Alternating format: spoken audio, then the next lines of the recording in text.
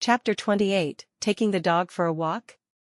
Durua still didn't know about the Chow family. She had already finished all the preparations for the surgery, and was preparing to go home.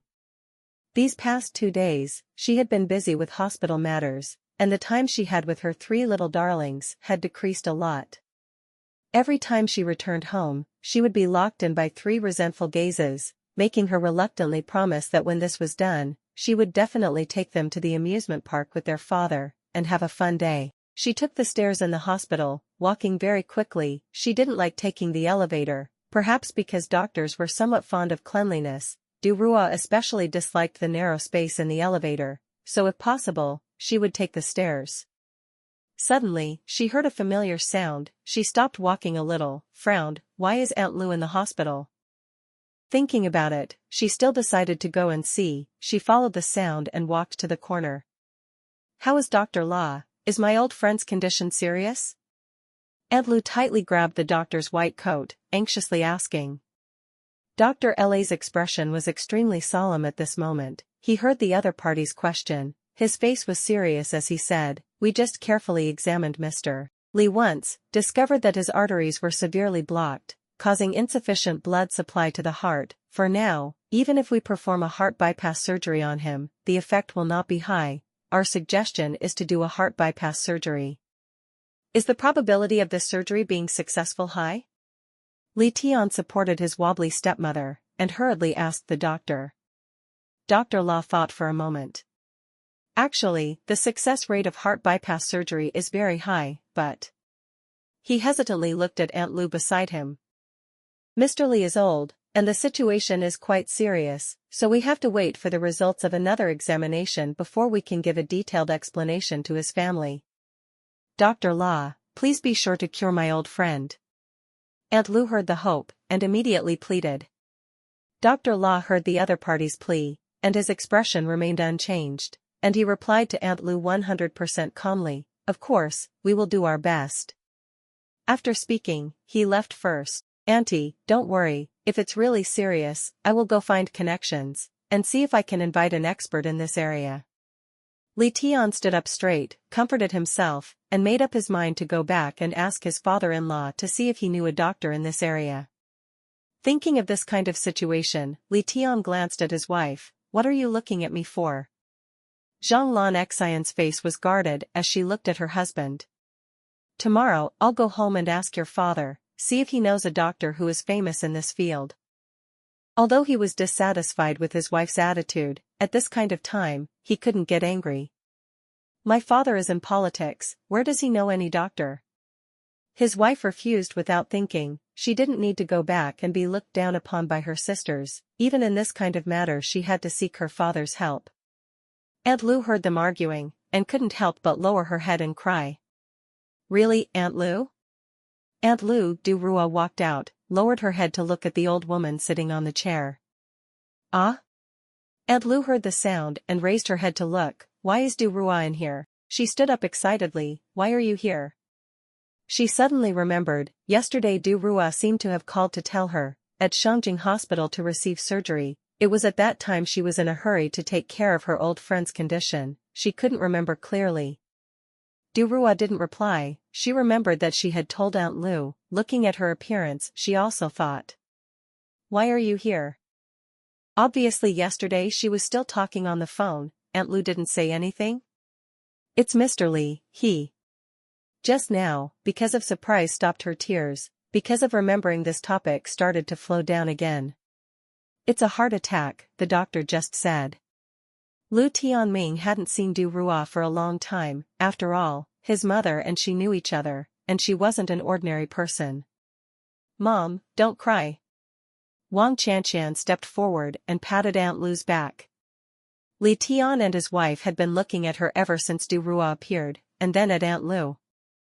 Who was this person? Why hadn't they heard of her? Zhang Lanqin sourly judged Durua. When did her husband's stepmother know this kind of person? Durua heard this, and breathed a sigh of relief. This disease in the country should have a very high success rate of surgery. She turned around slightly, looked at Aunt Lu's eyes. "Aunt Lu, heart bypass surgery is not considered a major surgery." Zhang Lanqin standing beside Li Tian immediately frowned and said, "The doctor said, my father's surgery has a relatively high chance of failure. Young age, really big tone." Pulling his wife's arm, Li Tian glared at her, although he didn't know what kind of person the other party was, but without looking at her appearance, just looking at her temperament, she wouldn't be a small shrimp on the side of the road that you can bully. Moreover, in Shangjing, you will never know whether the person beside you is a noble person or not. This woman, who relies on her maternal family all day, still has no awareness of this matter. She doesn't even have the slightest bit of eyes. He smiled and said to Aunt Lu, "Auntie, who is this person?" Aunt Lu quickly wiped away her tears. "This is my previous employer." Although Du Rua was good to her, she couldn't just casually take advantage of others. Once others knew that Du Rua had money and such a good husband's family, she was afraid that she would definitely constantly cause trouble for Du Rua because of her husband's family in the future. At that time, if the relationship became stiff, it would be better to let others think that Du Rua and her were just employees from the beginning. Du Rua frowned, and quickly understood. She couldn't help but smile bitterly. Aunt Lu really understood her very well. She really didn't like messy relationships and was afraid of trouble, especially since these two people weren't people who were easily satisfied. Doing so was the best. She nodded lightly, "Hello." Du Rua was actually a selfish person. Perhaps feeling that it was not a very intimate relationship, Li Tian also politely greeted, then brought his wife back to his father's hospital room. Rua, you go back first, you've been busy all day." Aunt Lu choked up and said. "Aunt Lu, don't worry, nothing will happen." Du Rua didn't know how to comfort Aunt Lu. She raised her head to look at Lu Tianming. "Big brother Lu, after the results come out, let me know. I will negotiate with the hospital here to invite the best doctor in this area to do the surgery." "Okay, I'll trouble you." Lu Tianming replied repeatedly. If Du Rua helped, it would really be much better. After all, they knew nothing about this matter. Zhang Lanqin stood at the window. Suddenly she opened her eyes wide, quietly glanced at Aunt Lu who was serving her husband's father on the hospital bed, secretly pulling on her husband's shirt. "What are you doing?" Her husband frowned and shouted softly. She pointed downstairs, signaling him to look down. "What?"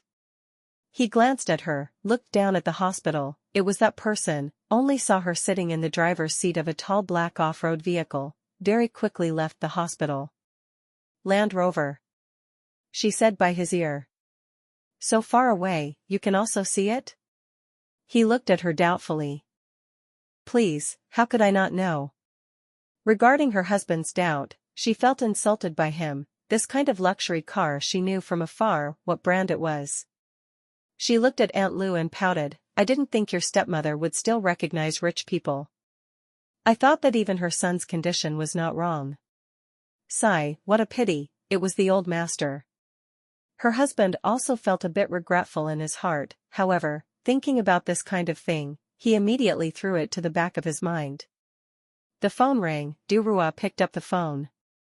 A lazy voice, "It's me, Qi Shin." Just as the light turned red, she steadily stepped on the brakes, also using a lazy voice to answer. "Aren't you still training?" "There's a rehearsal tonight, just resting now." He raised his eyebrows high, looking at the group of boys who were trying to eavesdrop, saying but not making a sound, "Get lost." She closed her eyes, imagining her husband's appearance at this moment, reluctantly leaning against the wall. "Is that surgery done?"